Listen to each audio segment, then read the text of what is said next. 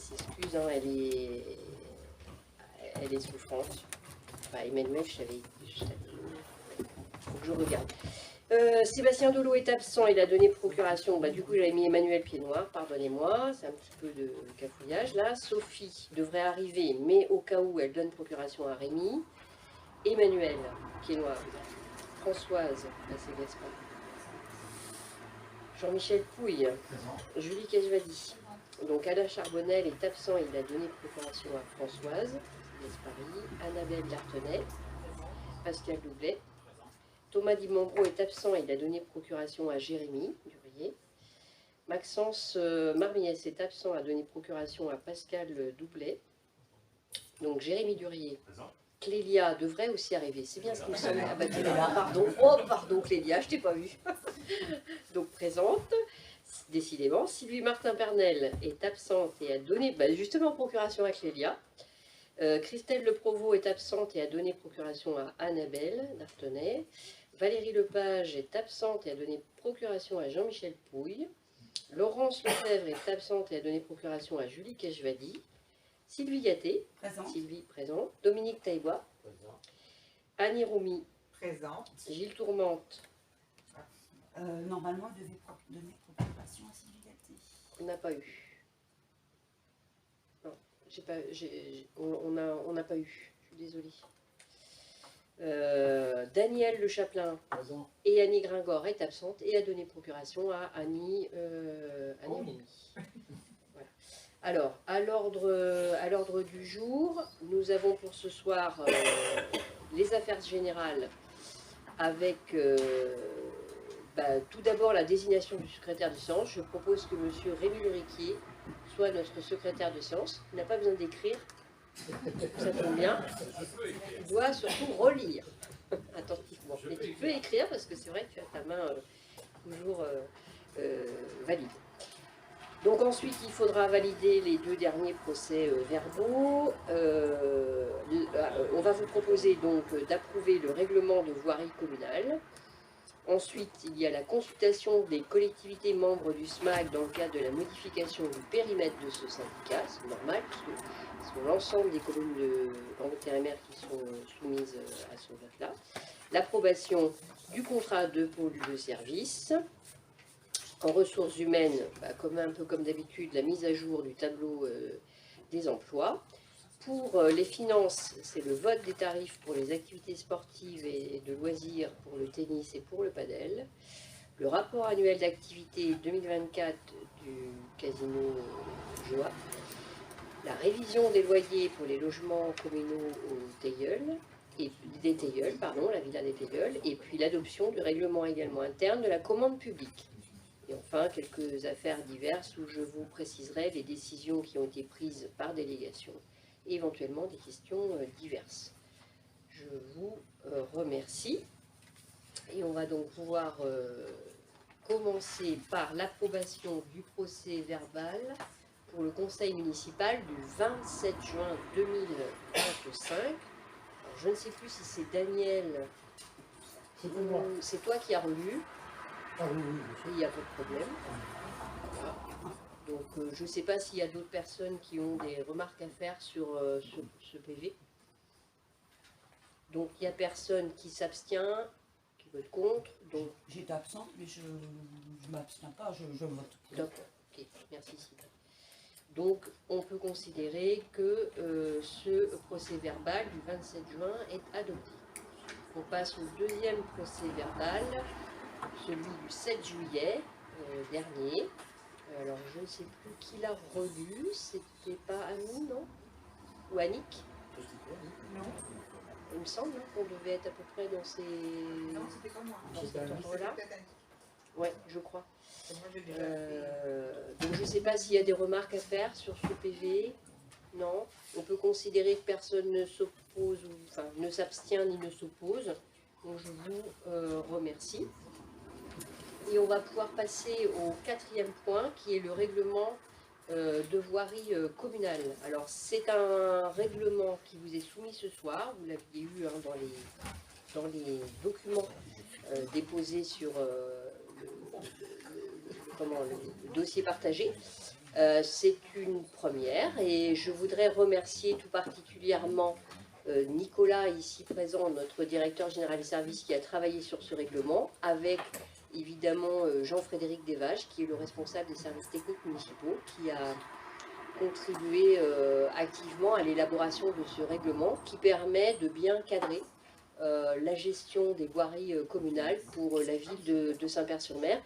Et je vais me permettre à Nicolas, s'il en est d'accord, de nous exposer les grandes lignes des enjeux et de ce règlement. Merci à Nicolas. Merci Madame la maire.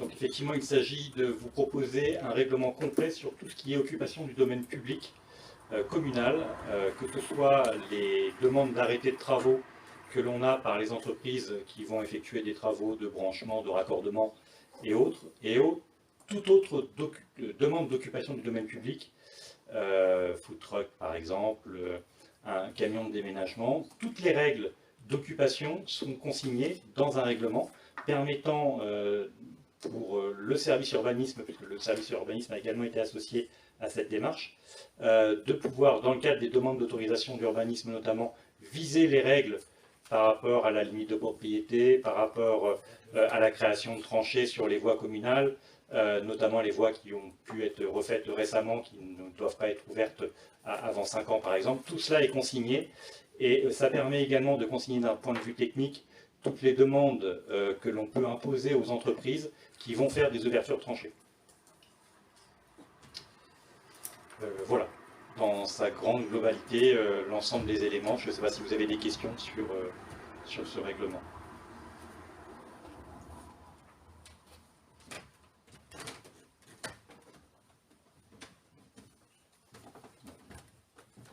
Est-ce que c'est bon? Merci.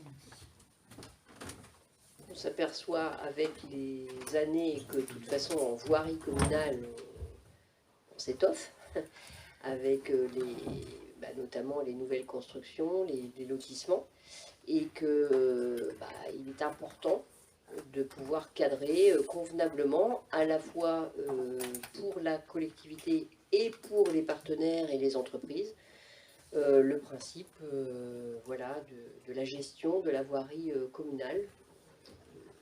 Et ça permet de pouvoir appliquer clairement ce règlement pour tous, ce qui est quand même une bonne chose. Ça va permettre également de viser les articles du règlement communal dans nos arrêtés municipaux. Ouais. En fait, on avait un certain nombre de règles qui étaient déjà appliquées, mais des règles non écrites par le fait de l'habitude. Là, aujourd'hui, tout est consigné. On a travaillé donc, ce règlement aussi en lien et en concordance avec le règlement de la voirie départementale, puisqu'il y a aussi une partie de règlement sur cela. Donc on s'est calé sur ce règlement-là pour la partie des voies qui sont sous régime départemental. Personne n'a de remarques ou de questions à formuler? On peut soumettre au vote. Donc personne ne s'abstient sur cette proposition, ni ne vote contre. Je vous remercie et encore une fois merci à Nicolas et à Jean-Frédéric pour le travail qui a été réalisé pour l'élaboration de ce règlement. Le point suivant, c'est la consultation des collectivités membres donc, du syndicat mixte d'Avranches Grandville sur l'assainissement dans le cadre de la modification de son périmètre, et je vais donner la parole à un de ses vice-présidents qui est assis à côté de moi, Rémi. Oui, donc on est obligé de passer en conseil municipal pour avoir l'approbation de toutes les communes qui font partie de Grandville-Terre-à-Mer pour cette extension de périmètre. Et donc, si on fait un petit rappel de ce qui s'est passé, il y avait la loi NOTRe qui prévoyait que la compétence eau et assainissement devienne une compétence obligatoire des OPCI, c'est-à-dire de Grandville-Terre-à-Mer. Donc il y a eu des études qui ont été menées par Grandville-Terre-à-Mer d'un côté et par le SMAC de l'autre pour voir comment pouvait se faire ce rapprochement. En fin d'année 2024, M. Barnier a décidé de ne plus rendre obligatoire cette compétence par les EPCI et donc a laissé toute latitude aux communes de faire comme elles le souhaitaient. Donc Grandville-Terre-à-Mer a, entre guillemets, abandonné le projet de reprendre ses compétences eau et assainissement. Et le SMAC donc, avait travaillé en amont pour notamment 6 collectivités qui pouvaient rejoindre le SMAC. Donc, il y a déjà des avis favorables qui ont été donnés par les communes de notamment Saint-Sauveur-la-Pommeraye, la Lucerne d'Outre-mer, le Civet de Plotin, la Épinel, et Beauchamp et Foligny. Donc, tous ces gens-là ont donné leur accord. Par contre, Briqueville-sur-Mer, qui était potentiellement dans le périmètre pour rejoindre le SMAC, a préféré attendre que sa future équipe la future équipe municipale décide de ce rapprochement ou pas. Donc voilà, il y a eu des études qui ont été faites par le cabinet Espelia, et donc toutes les communes ayant voté favorablement, maintenant il faut que toutes les communes de Grand-Luc-Terre-Mer donnent l'aval, donc toutes les communes qui font partie du SMAC donnent l'aval pour ce rapprochement. Voilà un petit peu ce qu'il en est. Donc, il y a eu un audit financier, on a regardé un petit peu financièrement ce qu'il y avait comme engagement pour le SMAC, à reprendre, les dettes à reprendre, les résultats qui étaient sur ces budgets-là. On a fait le tour et des études ont été faites sur les stations d'épuration qui existent sur ces communes. Et donc, globalement, le SMAC est plutôt favorable pour récupérer ça et les communes sont plutôt favorables également pour se débarrasser de ces assainissements qui sont onéreux pour une commune, pour les petites communes, et qui sont lourds à gérer, et sont souvent gérés par des agents communaux plutôt que des gens spécialisés. Donc voilà ce qu'il en est. Donc il vous est demandé votre avis, de demander de délibérer pour émettre un avis favorable ou défavorable à la demande d'adhésion des communes de Beauchamp, Foligny, Saint-Sauveur-la-Pommeraye, la Épinel, la Lucerne d'Outre-mer et le Civet de Plotin. C'est la Lucerne qui fait de la définition. Et la Épinel. Sérance a émis un avis défavorable. Il ne se prononce pas pour le moment. C'est pareil que Briqueville, il laisse la future municipalité décider plus tard.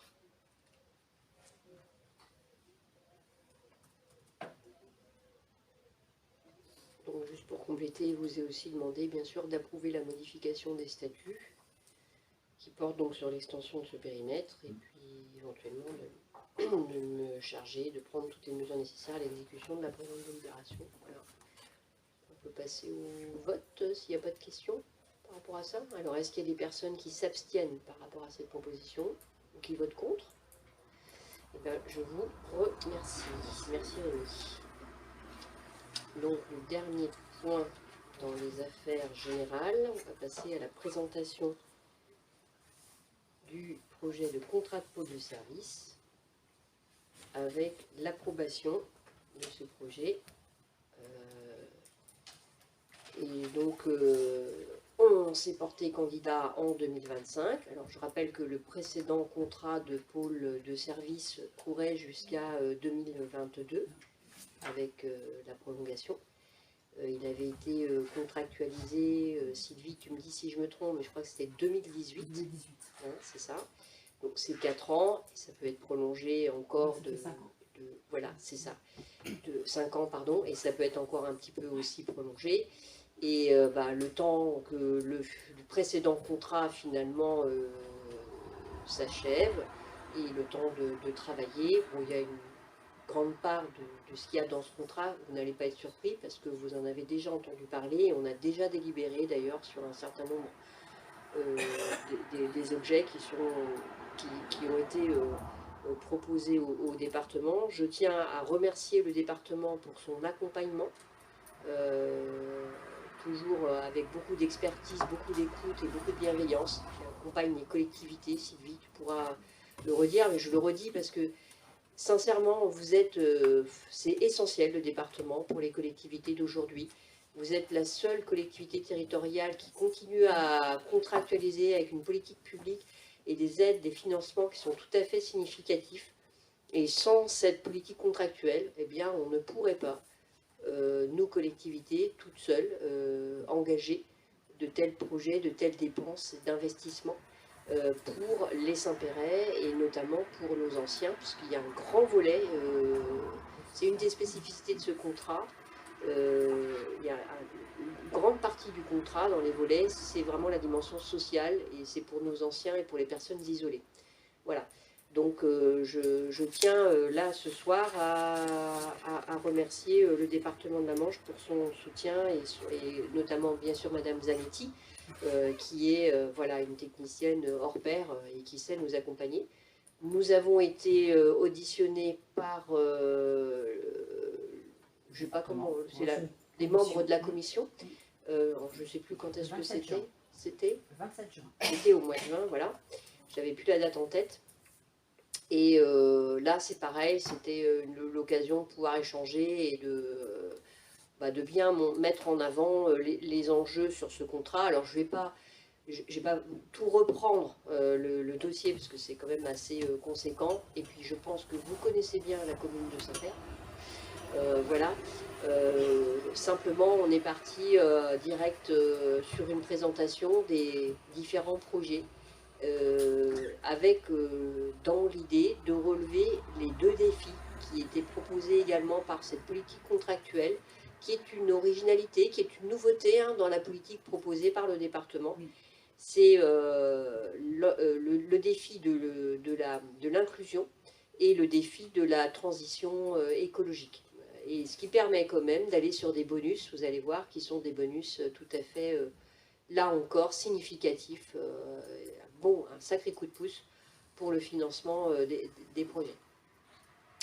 Donc le premier projet, c'est la réhabilitation et la rénovation énergétique de la salle polyvalente Michel Fraboulet. Vous en avez déjà entendu parler. On est déjà sur la maîtrise d'œuvre sur ce projet, évidemment. C'est un projet qui permet aussi de rééquilibrer sur notre territoire en équipement public accessible à tous le bourg de Saint-Père par rapport à la salle de la Faisanderie, qui était un très beau projet aussi inscrit dans le contrat de pôle de service précédent et donc situé à la Faisanderie. Et donc ça fait un peu écho à la salle de la Faisanderie. Cette salle Michel Fraboulet, les Saint-Pérais y sont particulièrement attachés et elle présente de nombreux atouts par rapport à son emplacement, puisqu'on est quand même dans l'hypercentre du bourg de Saint-Père, on est face à la mer en plus, c'est quand même une situation assez exceptionnelle. Et donc, il est apparu tout à fait pertinent suite à l'aménagement de l'espace public aux alentours de cette salle, qui est une très belle réalisation qui a été inaugurée en 2023, bien de compléter avec un équipement public digne de ce nom. Qui puisse être, je le dis, je le répète, accessible à tous, parce que c'est vraiment là le défi de l'inclusion également. Donc sur l'échéancier, on a lancé les études au mois de janvier avec le cabinet d'études d'architecte POA.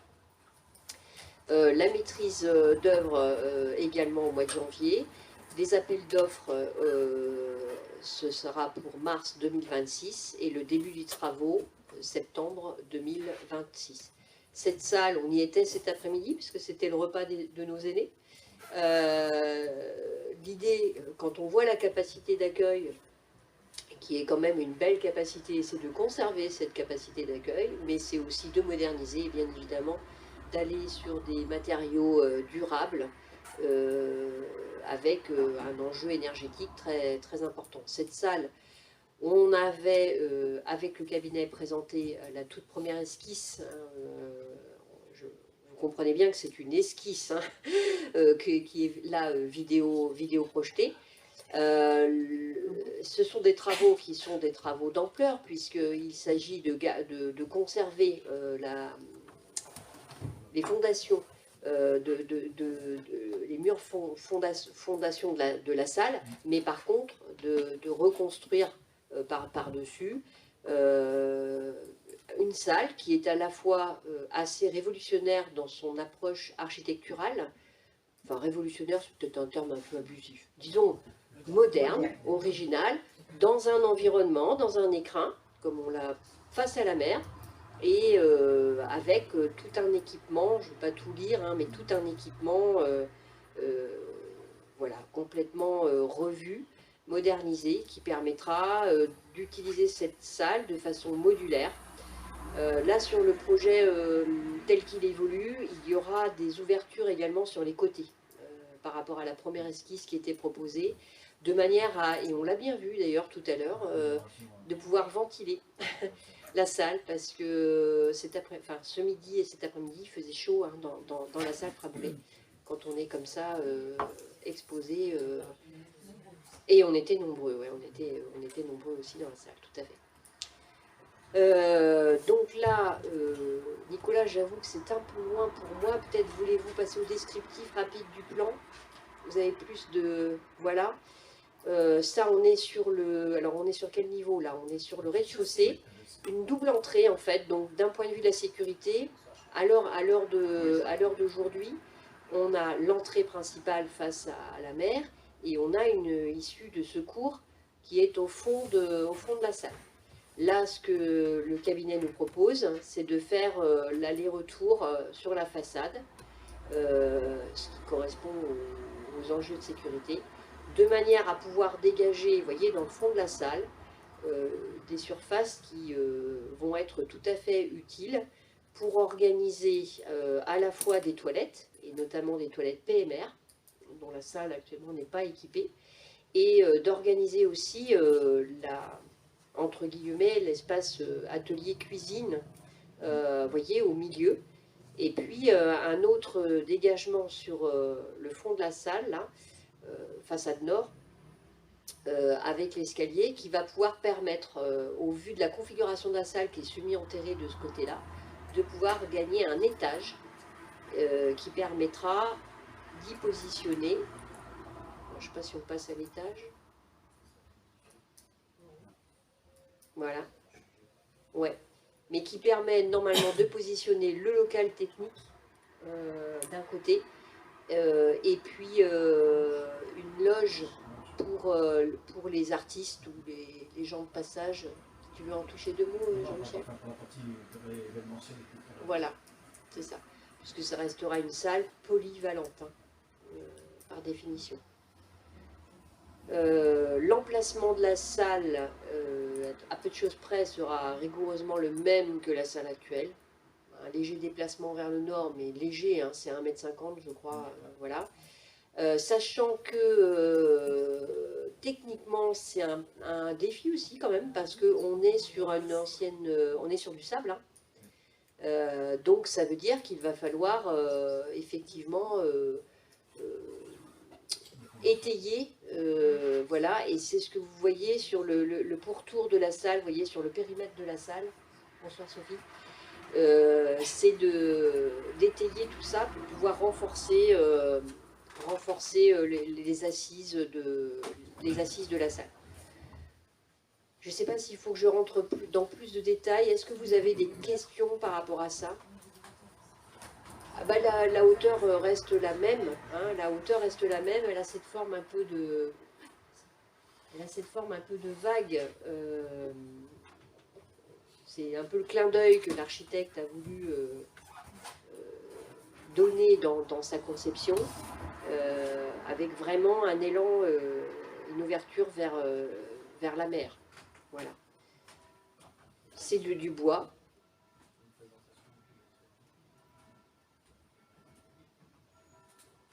Oui, mais j'ai plus... Rémi m'interpelle sur la réunion publique qui doit avoir lieu pour présenter le projet. Parce que ça a été quand même un peu changé, hein, comme on disait tout à l'heure, il va y avoir Oui. des ouvertures sur le côté. Je sais plus la date, j'ai pas la date. Initialement c'était à l'arrière, ça va être modifié. Et puis les histoires de loges, de transport, il y avait des problèmes de transport des tables et autres dans le premier projet qui ont été revus. Donc il y a pas mal de choses qui ont été revues quand même, parce que c'était pas forcément hyper pratique. Donc voilà, il y a des choses qui ont été revues, qui évoluent, qui avancent. Et, on rentre aussi dans des considérations techniques. Moi, je veux dire, ce qui est soumis au contrat de pôt de service, c'est un projet global. Évidemment que le projet, il peut être un peu évolutif, parce que techniquement, au fur et à mesure qu'on avance, et dans les études et dans la conception, ben voilà, on fait évoluer le projet. L'idée est de garder cet emplacement. Vous vous rappelez, à un moment donné, il y avait eu beaucoup de débats autour de ça, à savoir on garde la salle, on la garde pas, qu'est-ce qu'on fait? si on change ou pas.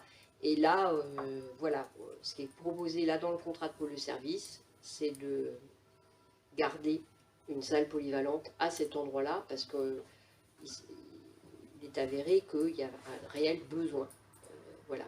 Et c'est vrai que pour notamment les anciens, je te donne tout de suite la parole, Daniel, je suis très bavarde dans ta vie. Pour les anciens, c'est un lieu qui est stratégiquement hyper bien situé, quoi. C'est vraiment facile d'accès et voilà. On a vu au repas là aujourd'hui. Daniel. Juste pour conforter le propos, mais enlever l'inquiétude des constructions faites sur le sable. Oui. Elles sont largement aussi solides que celles qui sont sur de la roche friable ou de l'argile. Donc à partir du moment où on est compact, et à partir du moment où ce n'est pas une passoire d'eau qui est en dessous, il y a des sondages de sol qui seront faits de toute façon, mais je dirais que pour vous rassurer, toutes les constructions faites sur le sable bougent à la limite moins que celles qui sont sur du dur. Alors donc, vu la compacité du sol, c'est même une bonne nouvelle. On est d'accord. En De toute fait, façon, c'était- toutes nos villas sont sur du sable. Donc, il y en a qui ont financé que l'ennemi. Il ne faut pas trop s'inquiéter quand même. Tu as raison, Daniel. Oui, oui, partout de notre maison, Et moi, il y a non, un trou qu'il y avait là. Il y a énormément de constructions dans le coin. Après, c'était techniquement, je ne vais pas rentrer dans des détails en plus, avec un vocabulaire que je ne maîtrise pas complètement, mais techniquement, c'était la façade est, en fait, celle qui est, si tu veux, un peu en contrebas de la voirie qui passe au-dessus, qui est déjà le cas actuellement. C'est là où voilà, il y a un point de vigilance à avoir et où, en fait, pour être garanti à 200%, ils vont renforcer sur les côtés, quoi. Mais c'est uniquement à cet endroit. Oui, oui, il y a des Alors- études à faire avant toute construction, c'est tout ça.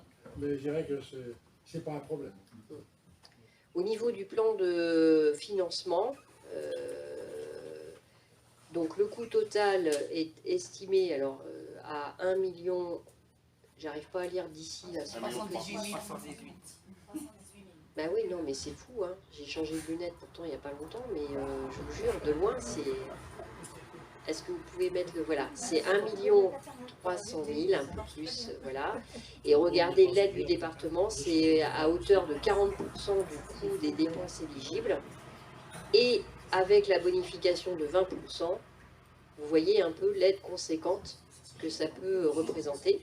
Évidemment, nous ferons aussi, là, avec toutes les incertitudes que vous connaissez à l'heure actuelle, nous ferons aussi des demandes pour des financements publics qui relèvent de l'État, à savoir le fonds vert et la DETR.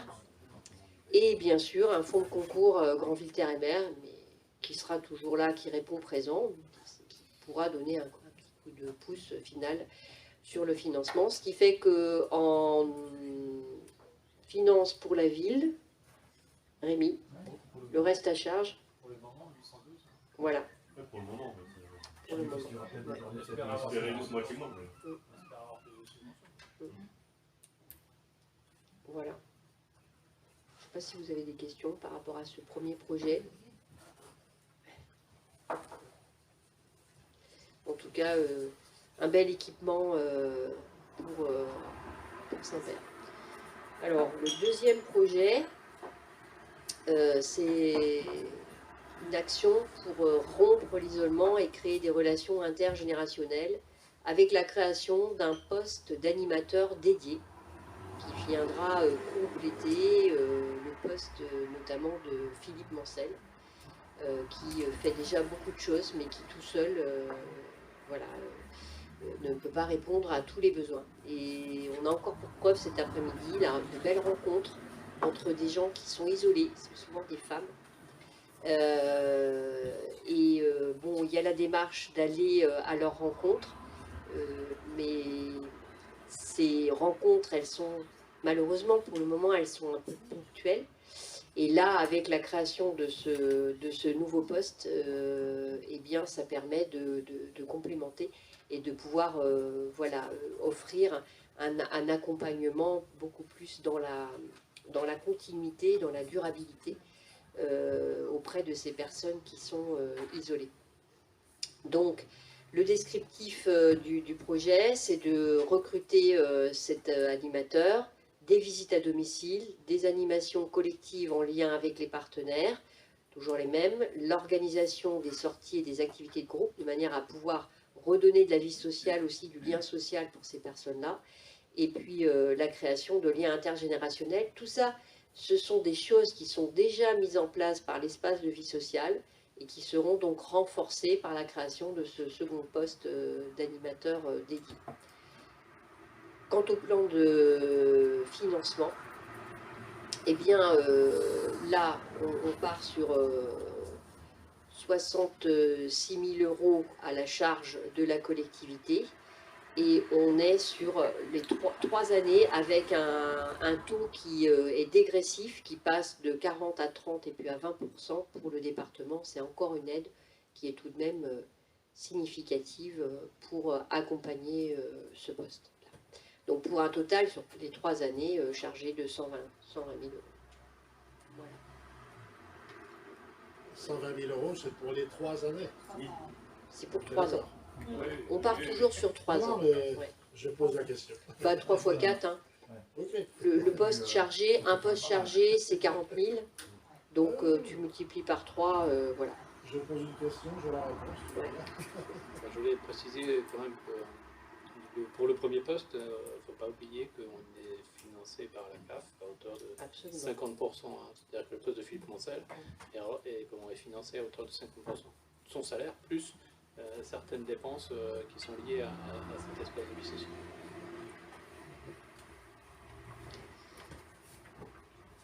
Je ne sais pas si vous avez des questions.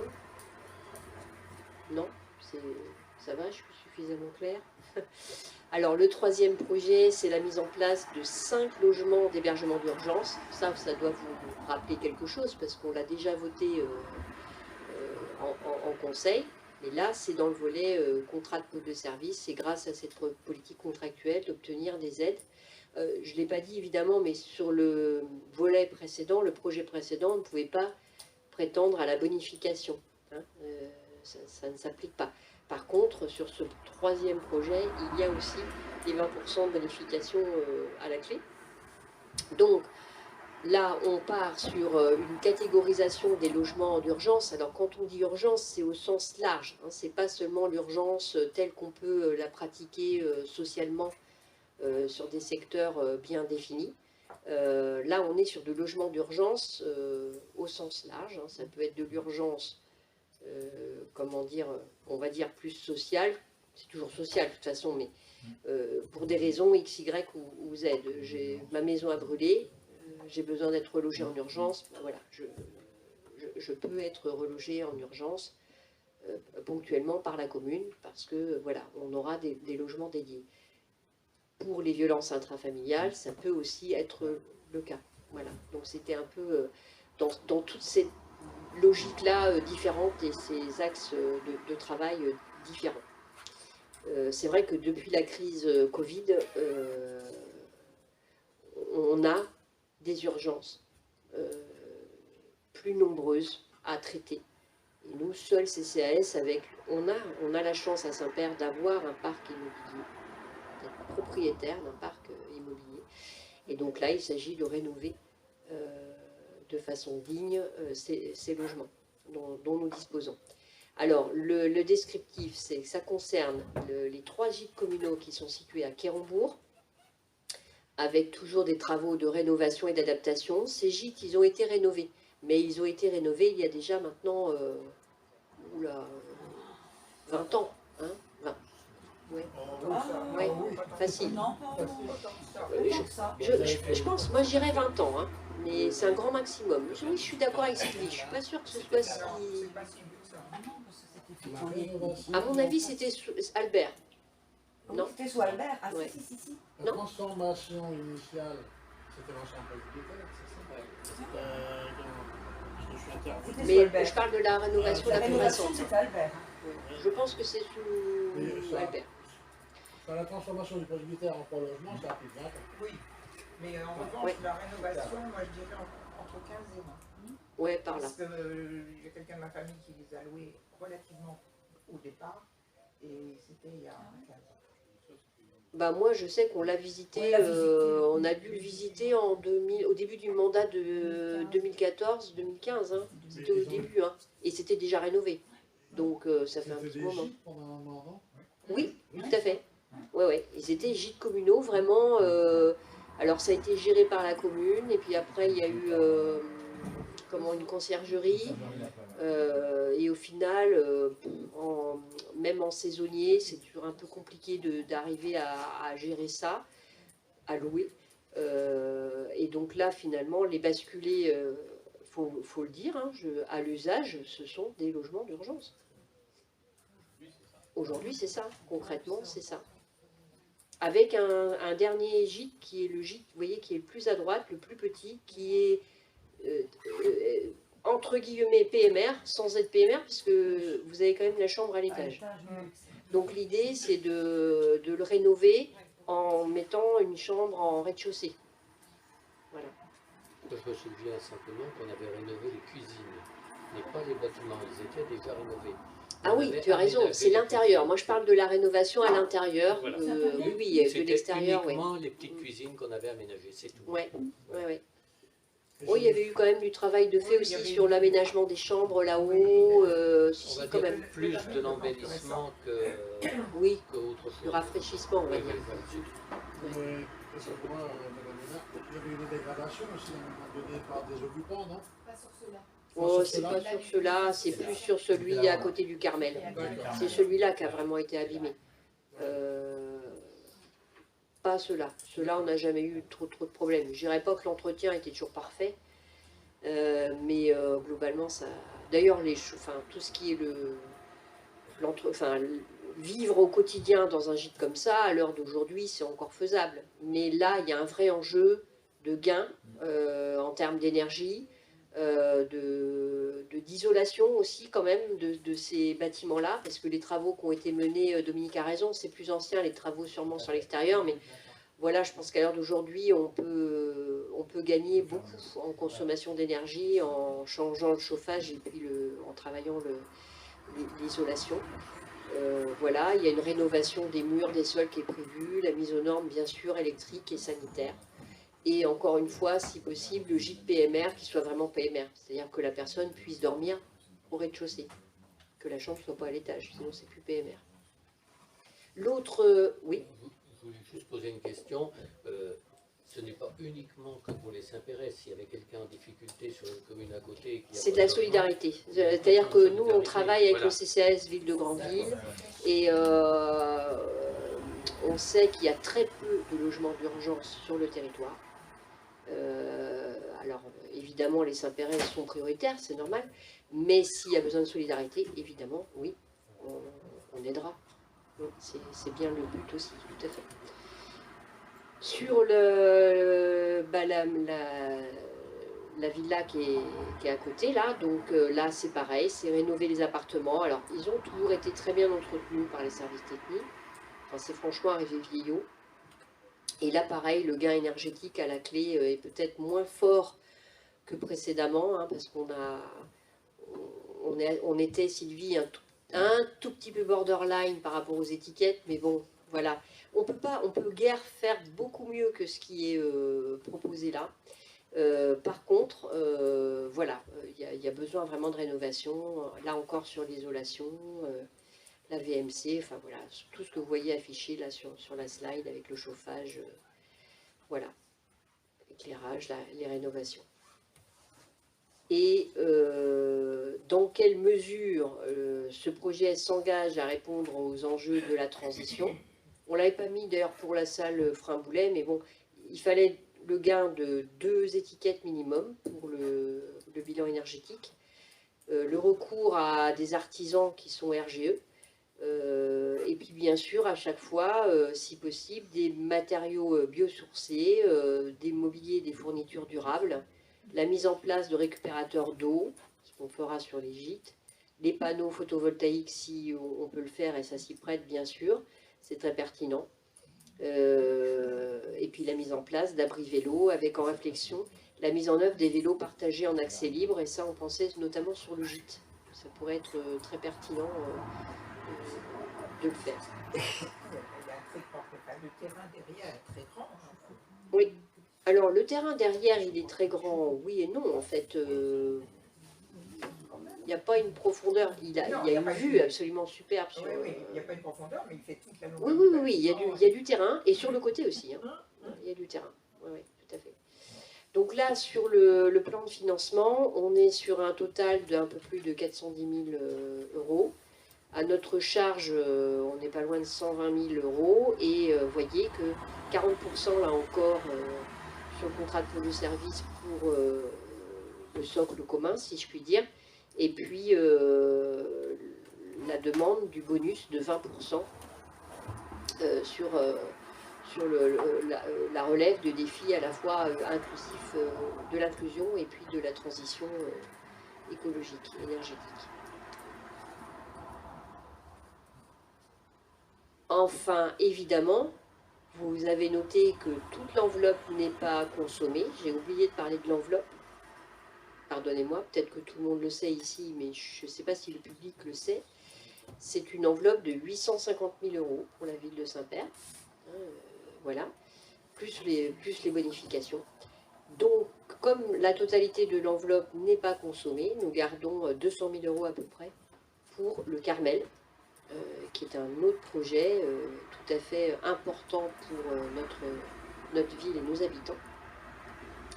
Et donc, on fait le choix délibéré de garder cette enveloppe de 200 000 euros pour le projet Carmel, qui est un projet qui prendra du temps, qui ira progressivement. Donc là, vous avez le bilan qui est affiché. Vous voyez les totaux. Voilà, c'est pas négligeable. La ville de Saint-Père investit pour l'avenir, avec une base éligible. Et du coup, vous avez les taux d'intervention qui sont sollicités auprès du département et les subventions théoriques à hauteur de un peu plus de 616 000 euros. Voilà, plus la bonification, qui est quand même pas négligeable, puisque vous voyez qu'on est avec un peu plus aussi de 116 000 euros sur le total. Voilà.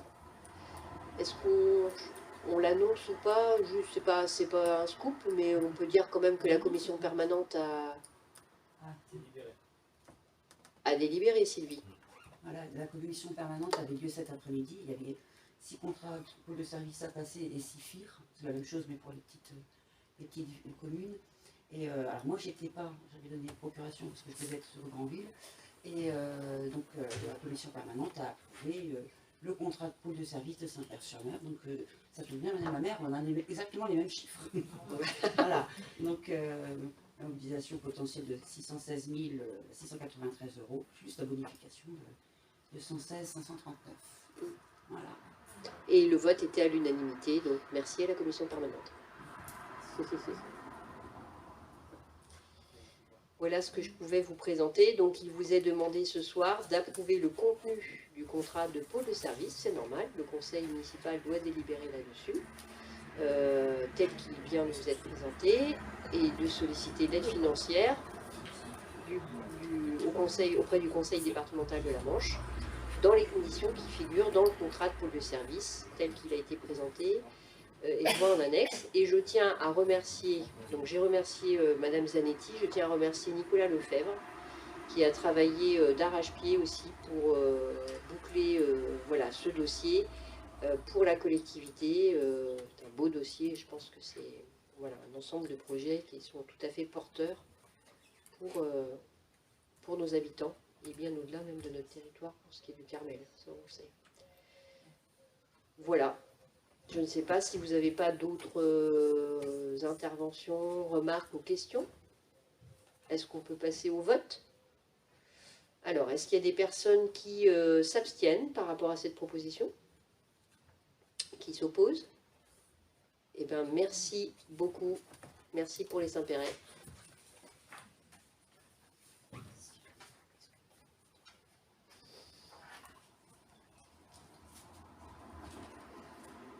Alors, on va passer au point suivant, qui est le tableau des emplois.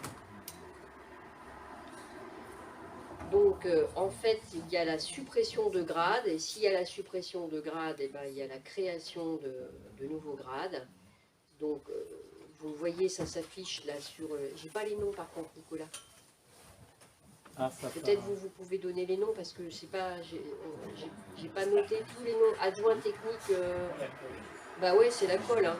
L'animateur, c'est Franz Caro. Ouais, c'est la colle là. Non, Il y a 3 grades qui sont supprimés. C'est adjoint technique principal première classe, ensuite agent de maîtrise principal et un adjoint d'animation principal première classe, qui devient donc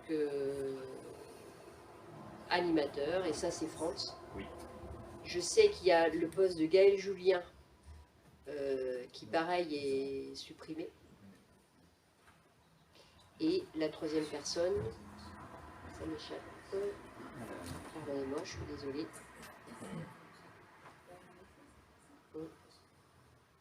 L'agent de maîtrise principal, là, c'est Jérôme. Voilà, c'est Jérôme. Et l'adjoint technique, Bah, c'est Gaël Julien. Je sais pas comment. création.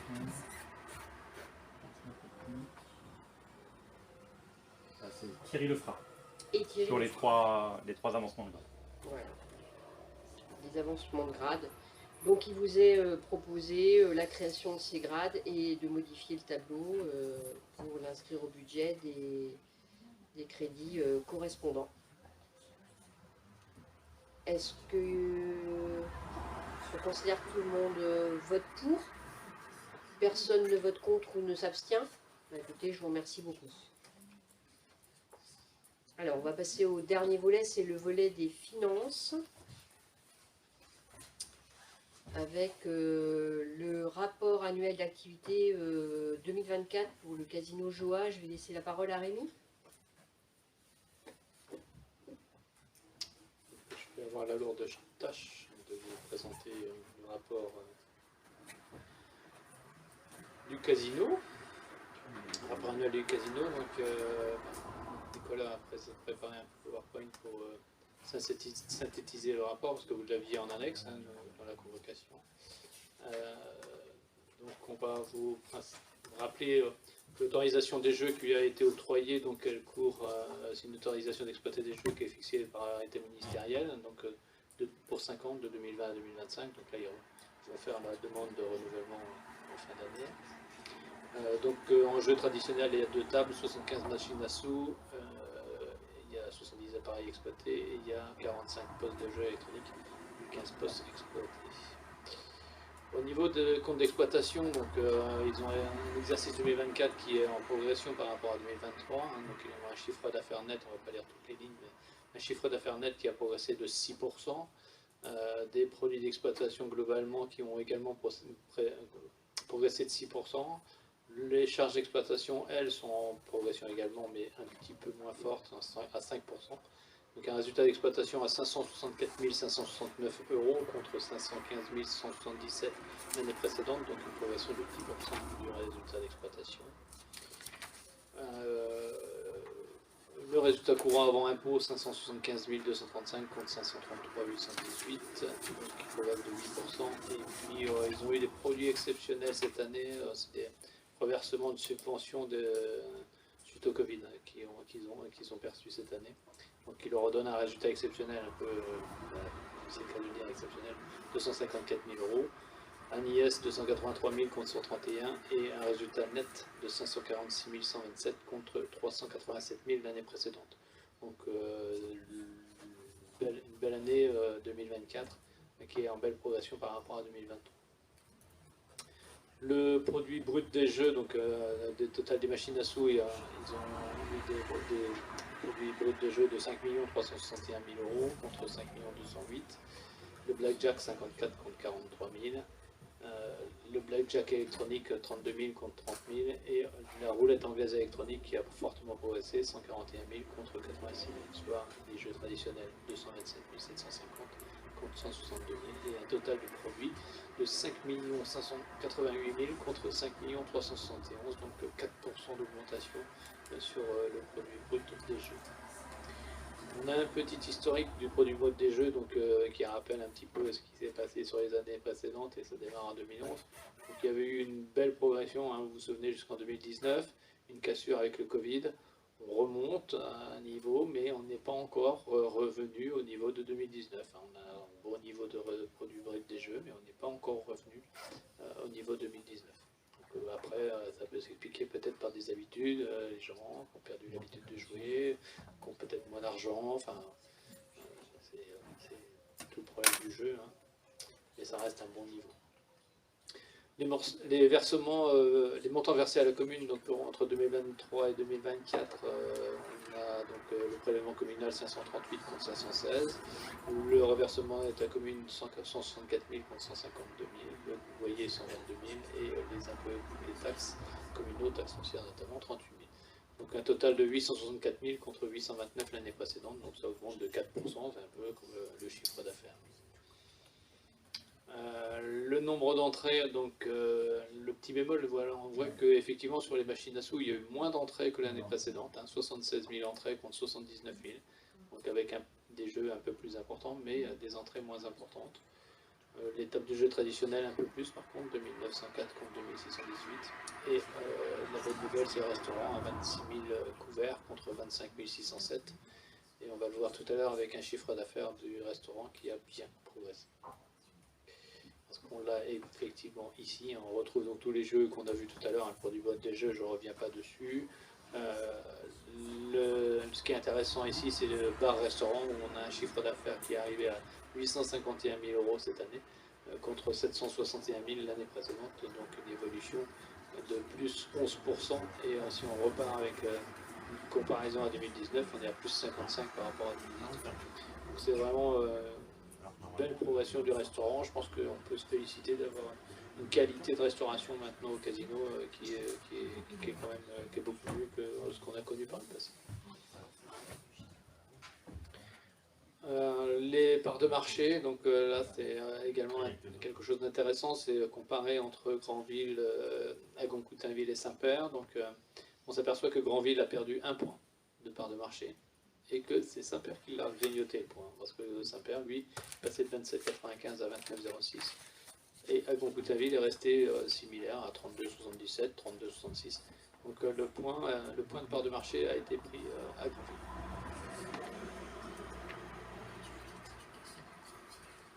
Un petit tableau récapitulatif des investissements, donc ils ont refait un tableau sur les années 2016 à 2024. Donc en 2024, ils ont fait 353 000 € d'investissement. Et évidemment, ils investissent principalement sur le secteur des jeux. C'est quand même là qui a le plus de recettes et le plus de bénéfices. Donc 207 000 sur le secteur des jeux. Sur le secteur bar-restaurant, ils ont investi 33 000. Sur le secteur généraux, 63 000. Et les équipements informatiques, 50 000 €. Donc ils sont arrivés à un total de 33 millions. Ils ont des investissements à faire dans les années qui viennent. Il reste 669 000 € d'investissement minimum à faire jusqu'à la fin de la délégation pour arriver aux 4 millions sur quoi ils se sont engagés au moment de la souscription du contrat. Donc c'est un minimum, ils peuvent faire plus, bien entendu. Voilà un résumé du rapport annuel du délégataire Joa Casino. Vous aviez vu tout le détail avait été annexé, vous avez pu en prendre connaissance. Je ne sais pas si vous avez des questions. La dotation du casino pour les animations, c'est compris dans ces sommes? Non. Non, c'est à part. Hein. Oui. C'est en plus. Donc on a eu 100 000 l'année dernière. Donc c'était 100 000 l'année dernière. Là, 80. Là on doit passer à 80 normalement. Minimum 80, et s'ils dépassent un seuil dans leur chiffre d'affaires, ben, on peut retourner à 100 000. Non, mais on a de la chance d'avoir un casino.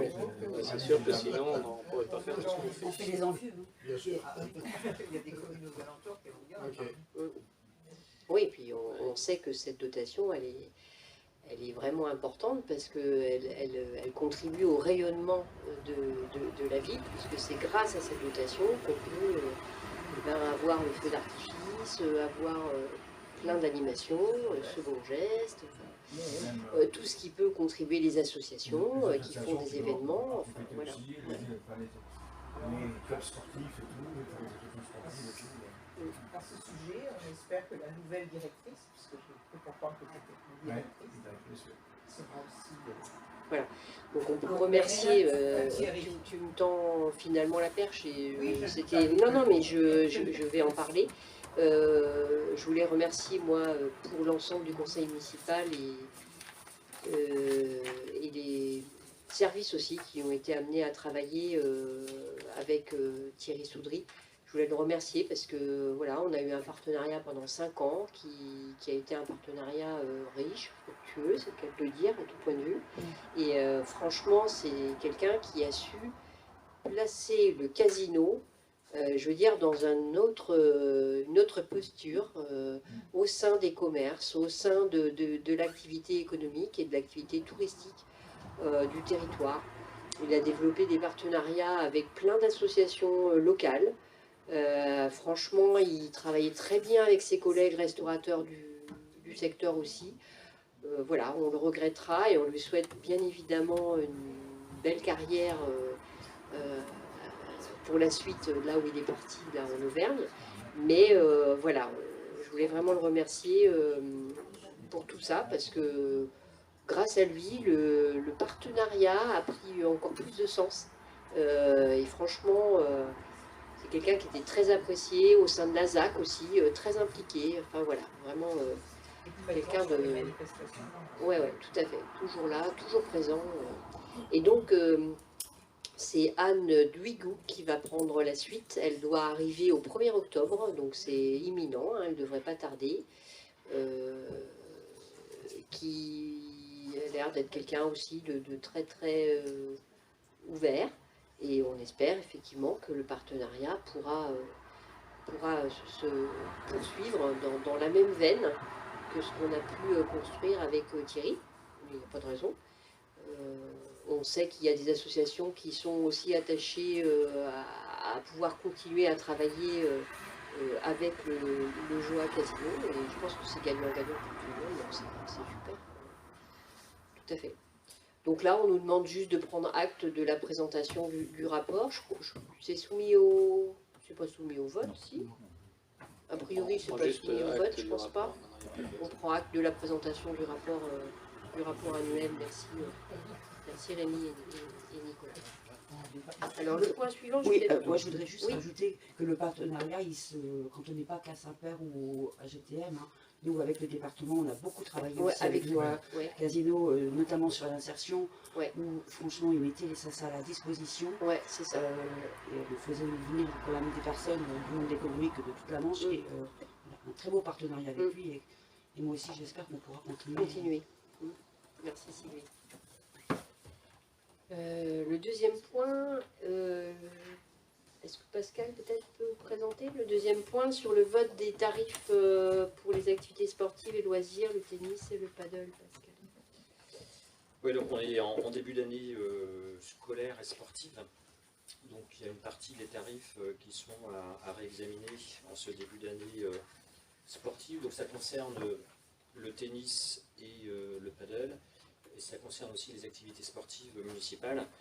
Et donc, alors sans rentrer dans le détail de tous les chiffres, mais le principe c'est d'avoir une augmentation raisonnable sur une base de 2% des tarifs, à l'exception des tarifs pour les étudiants et les enfants que l'on souhaite laisser inchangés pour favoriser la pratique du sport par les jeunes. Et donc là, il y a les deux parties, hein, donc la partie tennis qui était juste au-dessus, et là la partie donc location, hein, donc pour effectivement les différents cours, et notamment les cours de paddle, qui se développent de plus en plus. Hein, donc il y a 2 cours maintenant qui sont va être très très utilisés, et quand la météo le permet, donc, et qui fait beau même le soir tard. Hein, donc avec les éclairages, c'est vraiment utilisé de façon très très importante, et c'est une discipline qui se développe énormément, qui prend de plus en plus, et qui fédère et qui donne aussi une bonne ambiance, une bonne dynamique pour le club. Et c'est pas au détriment du tennis a priori, parce que le nombre d'adhérents continue à rester, au niveau du tennis, continue à rester stable sur le club. Mais ça permet d'attirer aussi d'autres personnes, hein, qui auraient peut-être arrêté, ou des anciens joueurs. Le tennis étant peut-être un peu plus exigeant physiquement, et donc arrivé à un certain âge, le paddle est un peu plus paisible, on va dire, sur des parcours, enfin sur des terrains plus petits, en jouant à 2 contre 2, et donc ça permet de se ménager, mais de continuer à avoir une pratique sportive. Il y a Sarti qui vient de faire 2 cours de paddle, qui sont tout neufs, qui viennent d'être faits derrière leur beau gymnase de Sarti. Il y a des paddles... non couverts, non. Donc il y a 2 terrains de tennis et 2 terrains de paddle. Et puis il y a les paddles couverts de Briqueville. Beaucoup de villes. Ouais. Après, apparemment, ça manque un peu de hauteur. C'est ouvert, mais les joueurs disent que ça manque un peu de hauteur.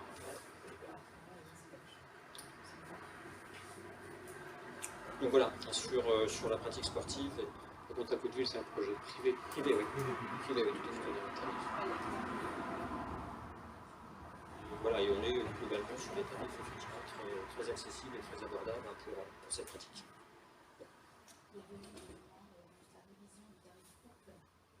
Oui. Parce qu'il y avait une erreur qui vous avait été signalée par quelqu'un. Donc ça a été revu. Pour information, on a transmis au Tennis Club Paddle avant la commission des finances pour avoir leur avis sur les augmentations qui étaient prévues. Donc ils ont validé également. Voilà. Je pense que tout le monde est OK sur ces nouveaux tarifs. Donc, la commission finance a également validé cette proposition. Je la soumets au vote au conseil municipal.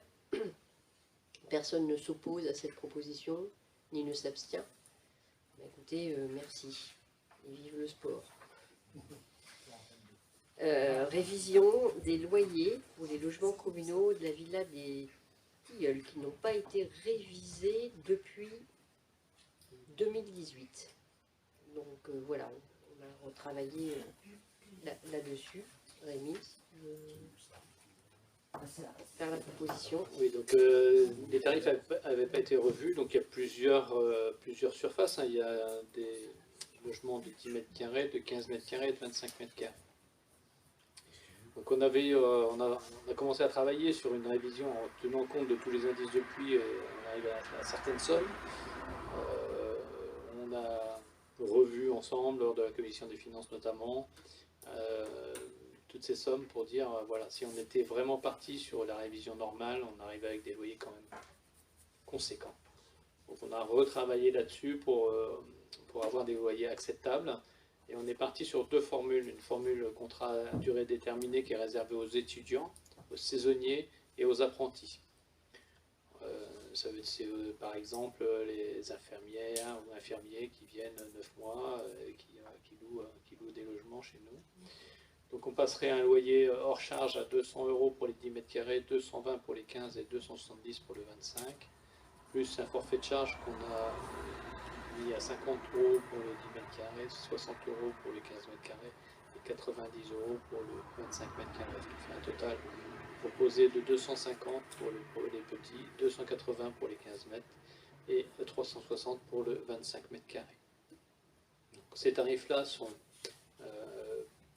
plus élevés pour les gens qui ont des contrats de travail à durée indéterminée, ou des contrats à durée indéterminée. Donc on est parti sur des loyers à 250 pour le 10 mètres carrés, plus 50 de charge comme précédemment, donc ça fait un total de 300 €. 270 € pour le 15 mètres carrés, plus 60 de charge, ça fait 330. Et pour le 25 mètres carrés, 320 € plus 90 de charge, ce qui fait 410 €. Voilà. Et on prévoit que ce loyer sera révisé chaque année à la date et l'anniversaire du contrat sur la base de l'indice de révision des loyers de l'INSEE.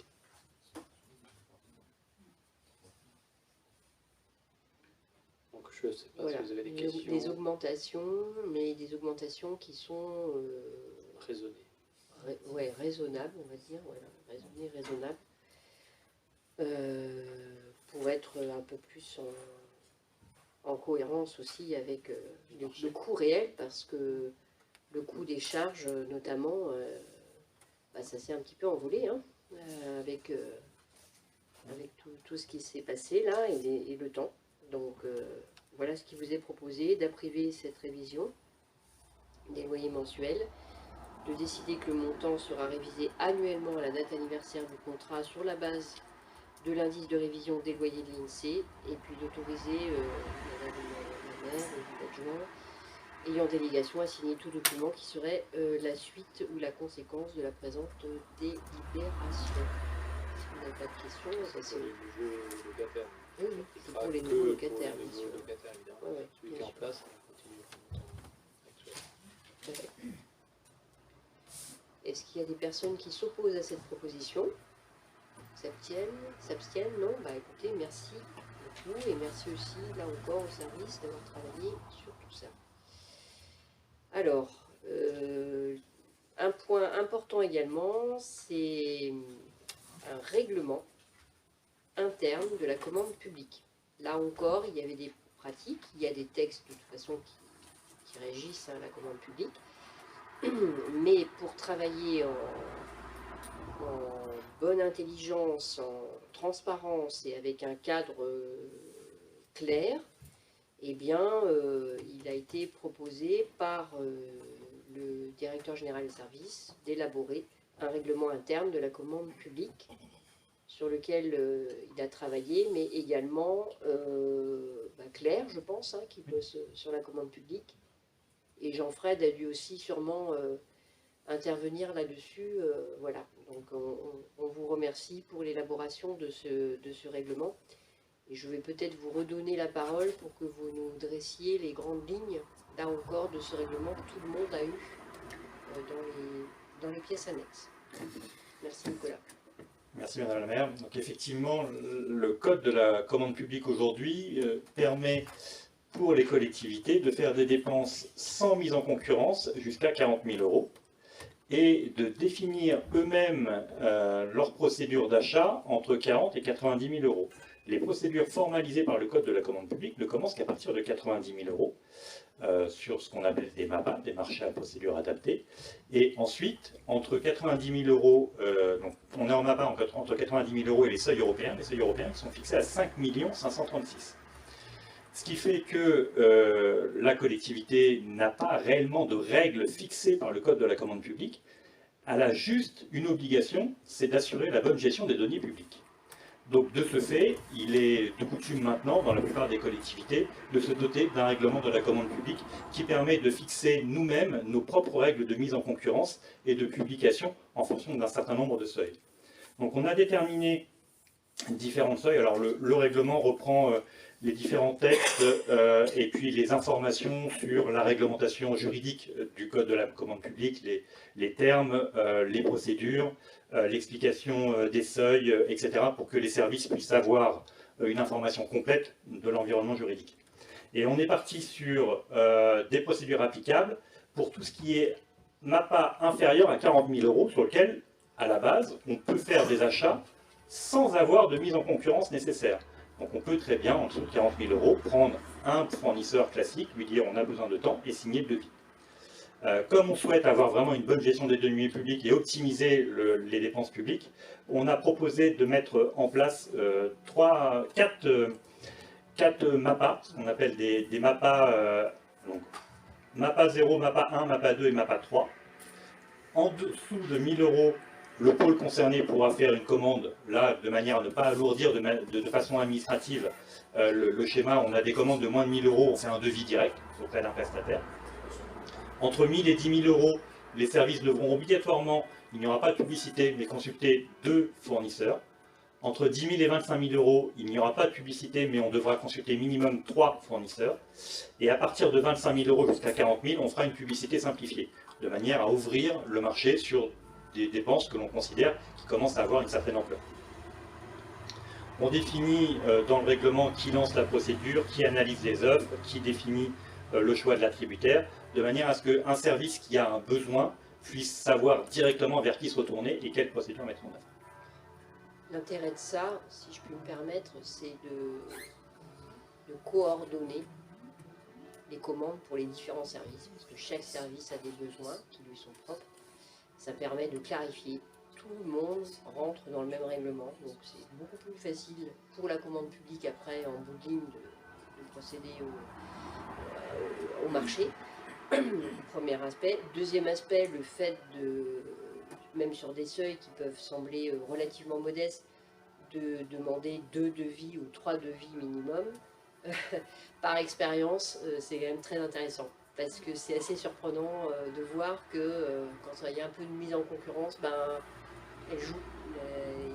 Et c'est tout bénéfice quand même pour la dépense publique et les deniers publics, ce qui nous permet d'obtenir des prix plus intéressants. Ça n'empêche pas de négocier avec, de renégocier éventuellement avec le prestataire, mais en tout cas, d'expérience, on s'est bien rendu compte que c'était tout à fait utile. Sachant bien sûr que dans les différents MAPA, on propose, notamment à partir de 10 000 euros, de définir un cahier des charges simplifié, de manière à ce que la consultation soit sur des données identiques et que l'on puisse réellement comparer d'un point de vue, d'une part technique, le devis et l'offre qui est proposée, et d'un point de vue financier. C'est aussi des éléments comme pour le règlement tout à l'heure de la voirie communale.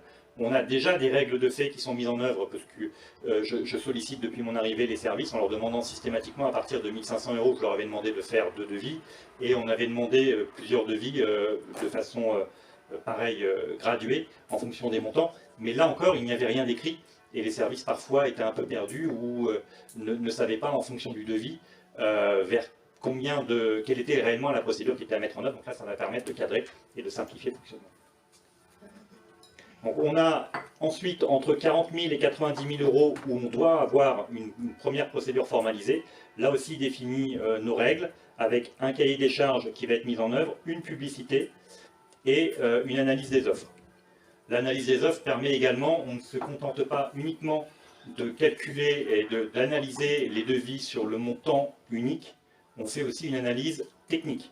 Et on attribue, sur la plupart du temps maintenant, on fait le mieux disant plus que le moins disant, de manière à avoir une note technique à 60% et une note prix à 40%. À partir de 90 000 euros hors taxe, entre 90 000 euros hors taxe et les seuils européens, donc soit en fonction des fournitures ou des services ou des travaux, là c'est du réglementaire, donc c'est un MAPA avec le bulletin d'annonce officiel et un journal d'annonce légale et un règlement de consultation, cahier des charges, un acte d'engagement. Là, on est sur des procédures beaucoup plus formalisées. Et au-dessus des seuils, c'est les procédures format européen. On a également défini dans les règles le rôle de la commission d'appel d'offres. Puisque la commission d'appel d'offres, normalement, n'intervient qu'à partir des seuils européens, à 5 millions, ce qui fait qu'en fait, elle n'intervient quasiment jamais. Et on a proposé de créer une commission MAPA, qui permettra d'intégrer le choix, dans le choix des offres qui vont être faites, la commission d'appel d'offres, que l'on renomme juridiquement commission de MAPA, pour pas qu'on ait de difficultés problématiques. Voilà, on a défini donc la CAO, et ce qui est la commission MAPA, qui interviendra à partir des dépenses de 40 000, à partir de 40 000 euros.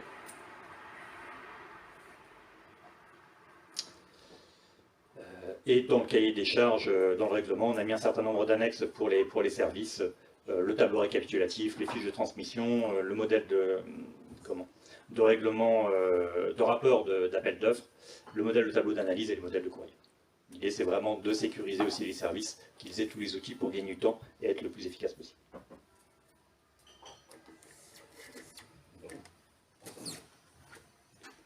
Merci Nicolas. Je ne sais pas si vous avez des questions. En tout cas, merci pour ce travail de qualité qui a été fourni, qui va permettre de clarifier les procédures et de simplifier le travail, même si ça semble là un gros règlement. Finalement, le but, c'est quand même bien de simplifier aussi le travail et que tout le monde s'y retrouve avec les mêmes règles. Je ne sais pas si vous avez des questions ou pas. Dominique? J'en ai juste une. Ce qui veut dire que si on lance 3 fois dans la même année un appel d'offres pour des raisons X ou Y, et que nous avons le même intervenant à chaque fois, et s'il dépasse les 40 000 euros, est-ce que c'est autorisé? Alors si c'est exactement pour le même objet de marché, non. On doit anticiper, si on sait qu'on va avoir... Donc c'est pour ça qu'on lance aussi un certain nombre de marchés annuels, voire sur 2 à 4 ans. On va prendre par exemple les fournitures administratives. Là, on vient de lancer récemment un marché sur les produits d'entretien. L'idée, c'est sur d'une part, d'un point de vue de simplification, parce que si pour les fournitures administratives, on est obligé systématiquement, quand on dépasse 1 000 € de faire 2 devis, ça va alourdir le schéma administratif et perdre du temps pour les services.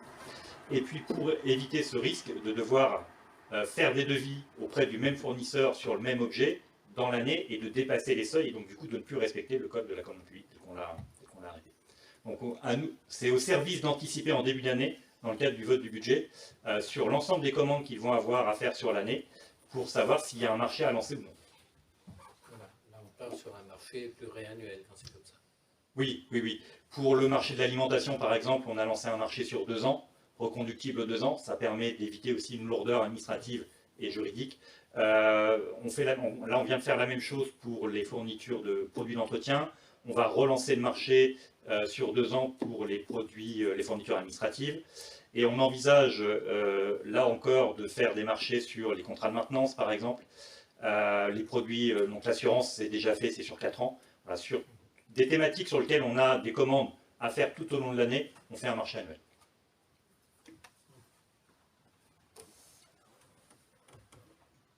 Merci. S'il n'y a pas d'autres questions, on va pouvoir passer au vote. Donc, est-ce qu'il y a des personnes... Alors, on vous demande donc d'approuver ce règlement interne de la commande publique et ses annexes, tels qu'ils sont annexés à la présente délibération, et de m'autoriser à accomplir tout acte nécessaire à l'exécution de la présente délibération. Personne ne s'oppose ni ne s'abstient à cette proposition. Eh bien, écoutez, merci beaucoup. Félicitations, là encore, pour ce travail. Alors, il nous reste à signaler que dans les affaires diverses, j'arrive à la bonne... Donc, au 30 juin, il y a eu la convention de gestion des zones d'activité économique de Saint-Père-sur-Mer pour une durée de 3 ans, qui était signée avec GTM. Donc pour la zone du croissant, la zone d'activité du croissant 1 et 2, le coût est de 9 727 € par an. Pour la zone d'activité de la petite langue, c'est 3 715 € par an. Et pour la langue de Bussy, c'est 7 097 € par an, ce qui aura des conséquences sur la CLECT. Ben là encore, je n'ai pas les chiffres sur la CLECT, l'évolution de la CLECT. On pourra vous les redonner si vous voulez. Au 13 juin, donc la convention nager grandeur nature avec le VG de Grandville et une subvention de 4 000 € grâce à la dotation du caisse de joie. 4 juillet, c'est la convention d'intervention sur l'opération de l'Ancien Carmel jusqu'au 26 mai. Vous vous rappelez, avec le PFN, on en a reparlé encore en toute commission lundi soir. Donc à hauteur de 37 500 pour le PFN et la même chose pour la région. Au 10 juillet, convention d'occupation temporaire du domaine public routier départemental avec l'aménagement de la zone du croissant avec le département, hein, on l'a signé. Au 29 janvier 2025, on a eu des décisions alors pour des subventions. Des projets, c'est au titre de la DETR ou de la DESIL. Travaux de rénovation de la cale rue de Sissi à hauteur de 379 400 €. Le remplacement de la chaudière bois EHPAD à hauteur de 137 497 €. L'acquisition d'un véhicule électrique de 30 222 €. Et des travaux de voirie, route de l'Ezo et d'Égannetière à hauteur de 358 035 € et 10 centimes. Alors concernant les travaux, je vais vous donner un certain nombre d'informations dont je dispose. Alors sur les travaux de voirie, puisque j'y suis, hein, je complète, à partir du 1er octobre, route de l'Ezo.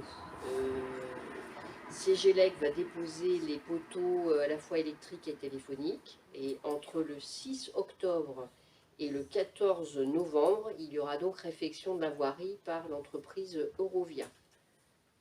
Ça, c'est pour la route de l'Eso, la première tranche. Concernant le moulin, les travaux de viabilisation du moulin, du terrain, vont pouvoir démarrer avec un défrichage le 24 septembre. Et à partir de ce 24 septembre, pendant un mois, LTP Loisel fera les travaux de viabilisation et ensuite le SMAG interviendra pour compléter au niveau des réseaux. Concernant la digue, alors Nicolas, j'ai pas les totaux des subventions qu'on a obtenues sur ces différentes tranches-là. Je ne sais plus quel pourcentage on a obtenu pour la digue. On a obtenu 78 500 pour les cales. Voilà. 106 000 pour la chaudière et 6 000 pour les véhicules électriques. Voilà. Et on n'a pas obtenu sur la voirie. Mais on a déjà obtenu quand même sur 3 dossiers sur 4 qu'on avait déposés. Donc ça, c'est quand même bien, vu le contexte en plus, on est content. Donc, pour les travaux sur la cale de Sissi, on a eu un avis favorable du commissaire enquêteur suite à l'enquête publique. Et nous sommes désormais dans l'attente de la réponse du tribunal administratif, c'est le protocole, mais le dossier de consultation auprès des entreprises est déjà en cours pour les travaux. C'est juste la dernière étape administrative, c'est d'avoir le retour du tribunal administratif là-dessus. Enfin, donc pour la chaudière EHPAD, les 3 chaudières, parce que vous savez que c'est remplacé par 3 chaudières indépendantes l'une de l'autre. Elles sont arrivées dans la chaufferie. La mise en route doit se faire mi-octobre, c'est-à-dire c'est complètement dans le planning qui était prévu. Et ça a été validé par le SDIS. Et enfin, vous l'avez constaté, les travaux sur les 2 bassins d'orage à proximité du Vallon sont terminés. Donc voilà, tout s'est bien passé. Concernant les saules qui occupent les bassins d'orage, la gestion a été une gestion proactive, à savoir qu'on a conservé une souche sur 3, de manière à redégager le bassin et à ne plus se retrouver avec l'engorgement par les feuilles qui a pu conduire aussi au fait que ce bassin, le plus important des deux, n'a pas pu faire son office correctement sans doute en novembre de l'année dernière. Voilà ce que je pouvais vous donner comme information concernant les travaux sur la commune. Il est tombé. Il est tombé. Ouais.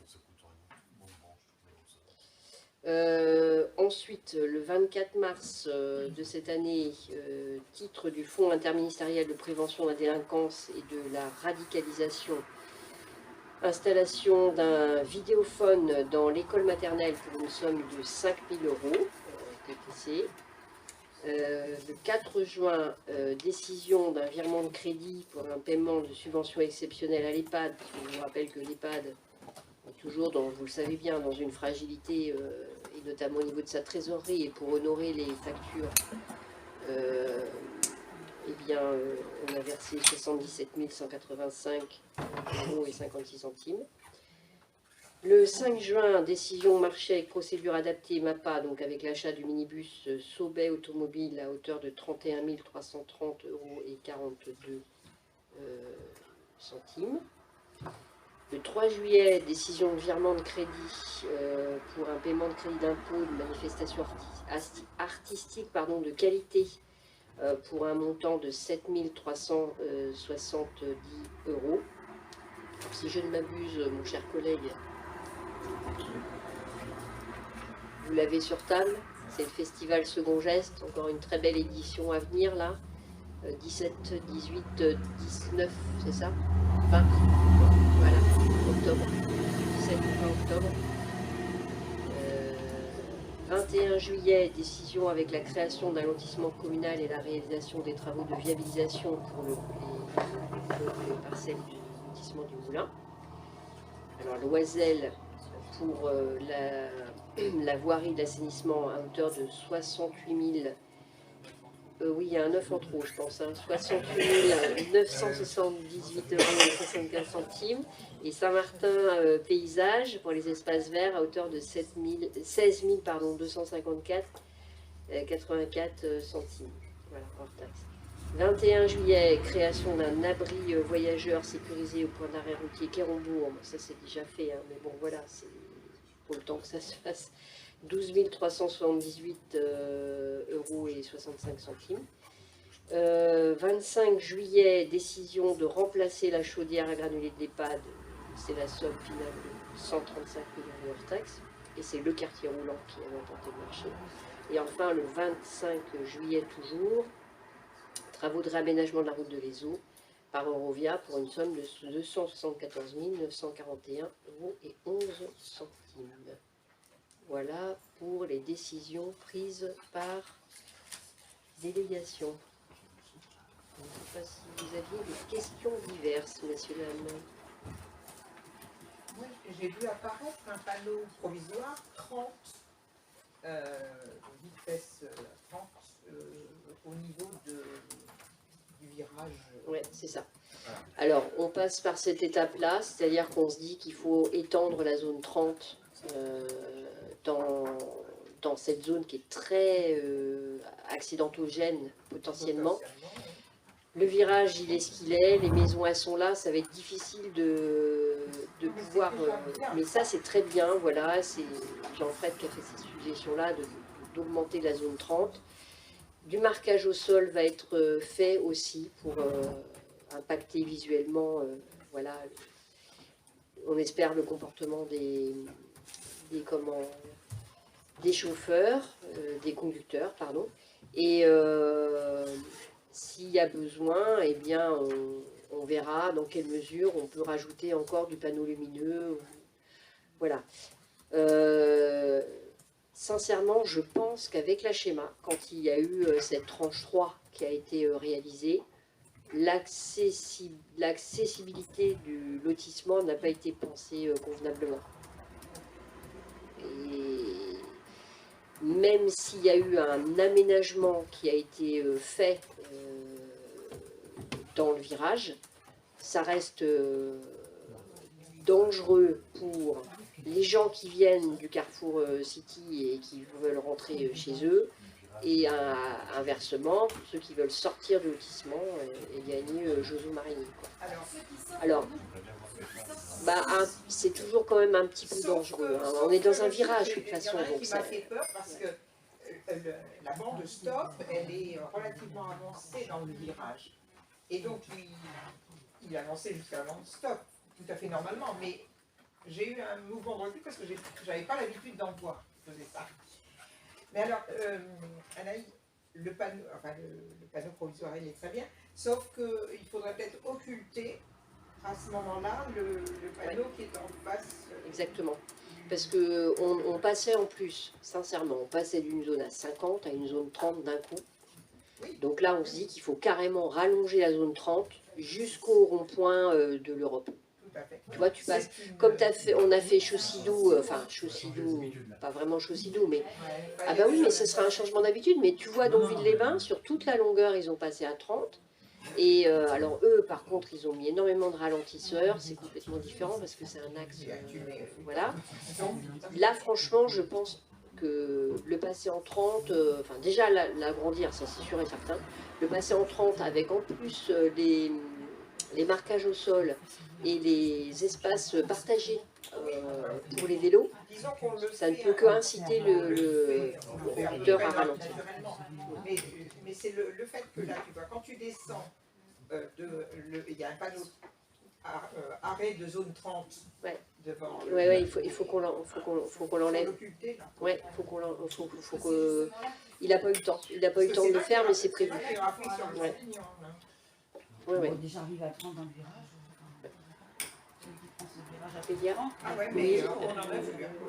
Je rebondis. En fait, est-ce que c'est possible de faire, alors le service technique, bien évidemment sollicité, mais de le faire rapidement? parce qu'à partir de lundi, on va changer de sens de circulation et il risque d'y avoir beaucoup plus de passages. Tu as raison, tu as raison de le dire parce que c'est la déviation qui est mise en place. Là, vous savez que les travaux sur le rond-point de l'hôpital démarrent à partir de lundi et que donc nous, Ville de Saint-Père, on a demandé aussi à être pris en charge là-dessus parce que il y a des gens qui sont des locaux d'ici qui vont travailler à Granville. Et donc, il nous semblait important. Les panneaux, d'ailleurs, sont tous mis en place. Hein, il n'y a pas de problème. Le département a bien mis en place les panneaux. Joso Marinier va faire partie de la déviation. Et donc, il y a un certain nombre de personnes, effectivement, qui vont se retrouver à emprunter cette avenue-là, alors qu'elle est dangereuse, surtout dans le sens quand tu descends et que tu vas trop vite. Et puis pour celui qui vient de l'autre côté et qui veut traverser le virage. Donc oui, il faut qu'on le fasse vite. Je vais le dire à Jean-Frédéric. Et j'ai aussi une autre requête. Les barrières en plein milieu de la voirie sur la plage Charles de Gaulle, c'est possible de les arrêter, de les enlever, parce que c'est vraiment dangereux. Les barrières au niveau où il y a le kiosque Pasquier, devant l'église. Oui. Il y a les barrières qui sont au milieu de la voie. Alors ces barrières, elles ont dû être mises le temps qu'il y avait... alors il y avait le trail, mais je pense qu'elles sont là depuis qu'il y avait M. Pasquier. Maintenant qu'il est parti, ils vont les enlever. Après, il y a aussi le marché. Donc souvent, ça peut arriver qu'ils laissent stocker là. Alors peut-être qu'il faudrait leur dire de le les mettre... stockage, c'est en fait, ils entourent la place jaune. Ouais. L'autre jour, il y a des vélos, plusieurs vélos qui sont pris à contresens. Moi, je suis arrivée, j'aurais pu créer un... Je suis pas arrivée vite, hein, mais j'aurais pu créer un accident parce que les vélos arrivant de ma gauche, je me suis déportée, sauf qu'à droite, il y avait les barrières. Donc, voilà, moi, je trouve que là, il n'y a plus d'utilité au milieu de la voirie de les laisser là dans... Ouais. Un peu trop déployé, ouais. Mais c'était pour l'été surtout. Là, il y a eu le trail entre-temps, donc c'est vrai qu'ils ne les ont pas enlevés. Et le food truck, il y a le food truck aussi du vendredi, ouais. Ah ouais, c'est noté. J'ai un sujet, moi, si je peux, c'est une affaire privée, hein, qui concerne le service urbanisme, le camping Belle-Rive, de 319 Beach. Il y a les voisins d'en face qui sont ravis. Alors moi j'avais loupé un épisode quand il y a eu cette autorisation de transformer le camping et non pas de le transformer en PPRL comme il avait été présenté, et avec le respect d'une éventuelle zone humide. Et donc aujourd'hui M. Pozo de 41 logements de loisirs, on est sur du 75 parcelles je crois. Un peu de choses près. C'est le même nombre que le camping Belle-Rive, enfin ça reste le camping. Voilà. Alors le problème c'est que les résidences de loisirs ont pris de l'embonpoint et il y a plusieurs questions qui se posent au niveau des voisins juste de l'autre côté du Ruet. Et comme M. Pozo a surélevé, on va dire, les mobilhomes par rapport à la zone humide, je dirais que passe-moi le sel et on prend l'apéro ensemble, on trinque par-dessus la haie, quoi. Donc ça pose quand même des gros problèmes, je dirais, de co-visibilité, voire de voisinage. Je pense que vous êtes au courant. Et en plus, ces logements de loisirs, qui ne sont soumis à aucune taxe foncière et autres, n'ont rien de mobilhome. Ils n'ont pas de roue, ils n'ont pas d'attelage de remorque. Et un mobilhome, c'est une maison qui bouge, ou qui peut bouger. Donc ça ne s'appelle pas mobilhome. Et là, je pense qu'il y a des vrais problèmes. Toute loi est faite pour être contournée, sinon nous ne serions pas français. Mais il y a beaucoup d'interrogations. Il y a aussi des interrogations par rapport aux limites de distance de ces résidences de loisirs par rapport aux haies. Moi, j'ai des photos que j'ai reçues dernièrement. C'est assez impressionnant. Donc, je ne sais pas qu'est-ce qu'on peut faire à notre niveau. C'est d'informations que je donne là. J'en ai parlé avec Anne-Cécile une fois. Et qu'est-ce qu'on peut faire? Pas grand-chose, je suppose. En fait, tous les mobil-homes qui ont été changés et donc réimplantés par M. Pozzo sur une densité qui est un peu inférieure à ce qu'il y avait avant, Ouais, 10 mais qui est effectivement un autre projet que ce qu'il avait déposé d'ailleurs comme permis d'aménager. En fait, pour tout ce qui est de l'implantation, nous, on a notre service instructeur qui a été vérifié. Voilà. Alors, pour la hauteur, je vois très bien le cas que tu me dis sur le côté, là. En réalité, il est dans les clous, il est dans les normes par rapport à... On a vérifié simplement par rapport aux demandes d'autorisation qu'il a déposées. Oui, Sinon, oui, c'est oui. une propriété privée, on ne peut pas Voilà, rentrer sans c'est son ça. accord. On est bien d'accord. Mais ce qui est implanté, oui, alors c'est vrai, tu as raison, on a pu vérifier par rapport à ce qu'il a déposé comme demande.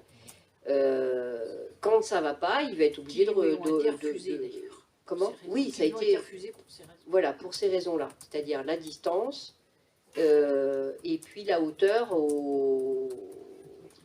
comment... Voilà. Oui, oui. Maintenant, le problème de voisinage, je vois bien, il y a un chalet qui est légèrement plus haut que ce que ça devrait être, j'imagine, mais il faut savoir que lui, il a l'obligation d'avoir surélevé Non, non, avec le PPRL, il avait cette obligation. Et donc, là-dessus, il a été très vigilant et il a posé tous ces mobil-homes sur la surélévation qui est une obligation pour lui. Ce qui fait qu'ils ne sont surtout pas mobiles. Bah, c'est comme ça. Ouais. D'accord. Vu l'emplacement, de toute façon... Bah oui, donc c'est vrai que j'ai cru comprendre que les voisins étaient déçus et que s'ils avaient su, ils n'auraient pas attaqué le permis d'aménager, mais bon. Alors on les peut pas voisins, revenir en arrière. j'en connais 3 que j'ai rencontrés dernièrement. Et ben, j'avoue que pour certains, ça leur change un peu le paysage. Le camping, il était là, c'est pas le problème du tout. C'est le problème de Il y a hauteur. un chalet qui semble effectivement, enfin, c'est pas qu'il semble, qui a été surélevé parce qu'il est obligé. En plus, il y a un dévers au niveau du terrain, donc la hauteur de la surélévation des chalets n'est pas la même partout. Bien sûr. Donc lui, il a respecté cette règle-là, Monsieur Pozzo. Bah, de par ce fait, bah, c'est vrai que le chalet, du coup, il est un peu au-dessus de la haie et que et ben, les gens qui sont sur la terrasse du chalet, ils voient le jardin de monsieur qui habite de l'autre côté. Quoi. Ça, Et en face de ce chalet, il va être construit un autre chalet de l'autre côté de la voie et qui posera problème aux autres voisins qui sont un peu plus à droite parce qu'ils les amènent vraiment à côté du revêt. Et moi, j'attire une attention particulière. J'ose espérer que les raccordements des eaux usées, ce qu'on veut, est bien fait et bien conforme parce que le revêt est à côté, n'est-ce pas? Donc ce sont de... Bon, voilà, c'est une affaire privée, on est bien d'accord. Mais quand les gens viennent vous voir, ben, on en parle et j'échange. Mais voilà, moi je m'en fous. Je crois que M. Pozzo, il a bien conscience que c'est dans son intérêt de respecter les règles. Oui, oui, et puis d'avoir le maximum, je parce que je ne pense aussi. pas qu'il ait envie d'être attaqué sur chaque nouvelle implantation. Voilà. Donc il a des services qui bossent là-dessus. Et nous, on lui a redit, parce qu'on l'a reçu là il y a 2 jours, sur ces cas-là, puisque nous, on a refusé 4 demandes qu'il a déposées, parce que justement, ce n'était pas conforme aux règles. Et le chalet que vous pensez, si on parle du même, qui est juste de l'autre côté de chez M. Blondel, la terrasse, je dirais qu'elle touche pratiquement le grillage de la haie, quoi. C'est normal. Surtout que la terrasse, elle est à 1,20 m du sol, peut-être, ou 1 mètre. Comment on fait, quoi? Alors ça, par rapport au chalet, la terrasse ne compte pas. Non. Et voilà. Le recul, c'est par rapport au chalet, c'est pas par rapport à la terrasse. C'est compliqué, hein, on est Ouais, c'est compliqué. Parce que du coup, le gars, il fait sa terrasse, il est quasiment en saute et il arrive plus Donc j'avoue que là-dessus, ça manque un Alors peu en fait, d'élégance. ouais. En fait, il s'était aussi engagé à être dans la négociation, je ne sais pas comment appeler ça, enfin le dialogue avec les gens qui étaient dans le camping de Bellerive avant que ce camping ne soit revendu. qui avaient d'ailleurs pour un certain nombre investi dans leur mobil-home, etc. Et c'est aussi ce qui l'a amené à changer dans le projet par rapport à ce qu'il avait, lui, précédemment prévu. Quoi. Ceci ne nous regarde pas. Non. C'est la sur une affaire privée. du voisinage. Et on connaît l'homme d'affaires qu'il est, et puis il sait s'entourer. Parce que ces gens, je crois, sont à la limite d'embaucher les services d'un bon avocat. Je pense que ça risque de pas rester là. Parce que ces gens qui arrivent chez eux, et puis ben, c'est un camping de loisirs, donc ben, je dirais que l'altitude de certaines constructions pose problème. Donc voilà, c'est tout. Donc je sais pas, moi je leur ai dit, il a forcément lui aussi de très bons avocats, et il n'y a aucun problème là-dessus. Mais bon, il se peut qu'il y ait une procédure qui se mette en place. Voilà. Je serais à leur place, je ferais peut-être pareil. Oui, oui, mais je crois qu'ils avaient déjà trouvé un arrangement avec M. Pozzo sur un autre point, donc je ne doute pas qu'ils vont... Alors laissons-les faire. Moi ça me paraissait bien quand même que nous soyons informés de ce qui se passe. Oui, oui, voilà. Mais le voisin en question, il est venu au service. Il y en a surtout 3 qui sont concernés pour l'instant. Il y en a même un qui a une piscine, alors là c'est bien, l'autre il saute par-dessus la haie, il est dans la piscine. Il a le choix, il y a celle du camping et celle du voisin. Oui. Ok, c'était tout. Merci Daniel. Voisin de scène, vous l'avez aussi sur la billetterie, elle est ouverte? Oui. Hein? La billetterie est ouverte, les abonnements débutent. Et je peux vous dire qu'il y a déjà des spectacles qui partent très bien. Vous avez en particulier le spectacle, je le retrouve sur le dépliant, c'est l'humoriste Constance. Ça part très très bien. Et il y a d'autres spectacles qui partent relativement bien au niveau de Granville et même au niveau de Saint-Père. D'accord, donc ça part bien. En ce qui concerne le second geste que vous avez aussi sur votre table, bon, déjà, les réservations ont commencé. Et là aussi, ça part bien. Oui, et il vaut mieux être prudent. Parce que d'ici une quinzaine de jours, je pense que vous aurez peut-être des difficultés à trouver votre bonheur. Ah non, ça marche très bien. Voilà, ok. Et je vous rappelle quand même que demain, on a donc les journées européennes du patrimoine. Donc avec ouverture par Marie-Christine Saint-Hilaire de Saint-Père-Bivome de l'Oratoire de 10h à 12h. Avec Ludivine, on a une visite de l'église de 10h à 11h30. L'après-midi, visite en 3 groupes de la villa La Croisette. Madame Chantal Le Breton a accepté d'ouvrir sa villa le samedi après-midi. 3 groupes de 10, c'est complet. Dimanche matin, je fais une promenade balnéaire avec plutôt un aspect tourné vers les femmes au niveau dans le monde du bain de mer. Et l'après-midi, on a ouverture du Carmel de 14h à 18h. Et là, on a mis en place tout un système de panneaux pour pouvoir expliquer la vie des sœurs. Et dans chaque pièce principale, comme le réfectoire, la chapelle et tout, on a mis des photos avec l'explication, avec des photos pour pouvoir animer le site et faire en sorte que les gens puissent déambuler quand il n'y a pas de visite guidée de proposer. Voilà. Bon, voilà, c'est une belle prestation, ça devrait être une belle journée du patrimoine. Alors, je vais compléter avec la conférence sur Madame de la Marlène à 17h30 au Carmel. Dans l'ancien réfectoire. Ouais. Il y a aussi un atelier calligraphie à l'EHPAD Le Vallon à 14h30 demain. Et enfin, il y a un concert. Alors ça, c'est pas organisé par à l'église la ville, mais il y a la Saint-Pérez qui organise un concert orgue et trompette à l'église Sainte-Paterne demain soir à 20h30. Oui. Voilà.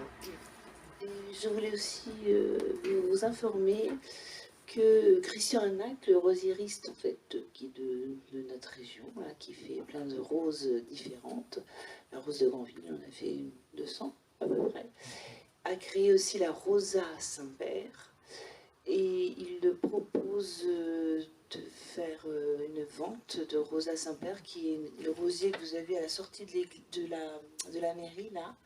Aussi, il y a 2 rosiers qui sont magnifiques là. Il y en avait eu un qui avait été planté près de l'église il y a quelques années. Oui, mais là en fait, oui c'est vrai qu'on a vu, effectivement, mais il va te déplacer celui-là en fait, je pense, de ce qu'on a pu voir avec les services des espaces verts.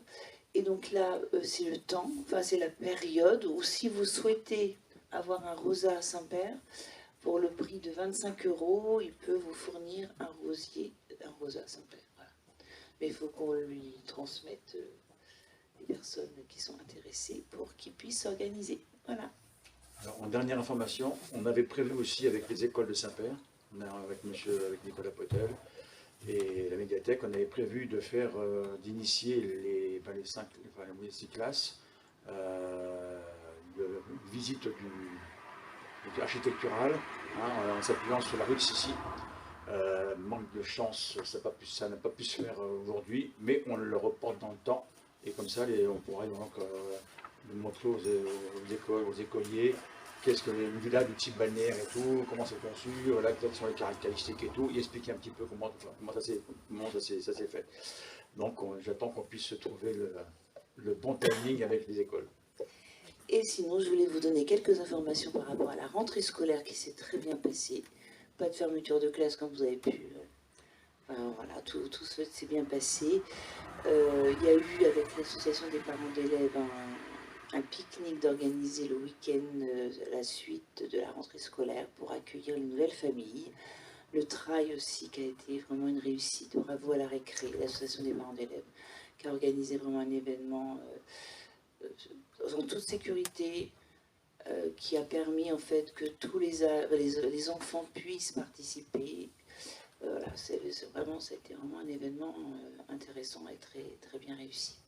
Voilà, le temps c'est maintenu. Voilà. J'avais deux petites questions. Une concernant la visite des usines. J'ai vu qu'Avranches donc ouvrait les portes de l'usine pour la visite pour les abonnés, enfin pour les habitants. J'ai vu qu'à Saint-Père, on n'avait pas cette chance, puisqu'il y a uniquement Avranches. J'ai été un peu surpris de voir qu'on n'est pas la même chose à Saint-Père, puisqu'il y a quand même pas mal de gens qui sont intéressés par leur production d'eau et savoir exactement comment on leur distribue l'eau et comment on leur la traite. Ça, c'est un premier point. Le deuxième point, c'est concernant notre intervention de lundi soir lors de la réunion. Daniel est intervenu en posant la question pour l'entretien des talus le long de la fameuse voie de la piste cyclable. Ce que j'ai fait, j'ai posé la question aux intéressés directement. Et dans la convention qui a été signée en juin 2024, il est bien précisé que l'entretien des abords, c'est bien à la charge de la commune. Le département a à sa charge, lui, le revêtement, les bordures, si elles sont cassées, tout ce qui est béton et trucs comme ça. Par contre, tout ce qui est balayage, nettoyage, c'est au sein de la commune. Parce que l'autre soir, c'est pas tout à fait la réponse que j'ai eue. Enfin, qu'on a eue. Hein. C'est pas cette réponse-là. Hein. Donc, j'ai été surpris parce que normalement, pour que la réponse qu'on a eue lundi soir, il aurait fallu qu'il y ait une session domaniale de la voie pour que le département la prenne en charge. Là, ça reste toujours à la charge de la commune. C'est tout. Je voulais simplement écrire sur ce point qu'il n'y ait pas de malentendu dans ce domaine. Voilà. Merci bien. Écoutez, je clôture la séance et je vous souhaite une excellente soirée. Merci beaucoup à toutes et à tous. Merci. Et week-end, journée européenne patrimoine.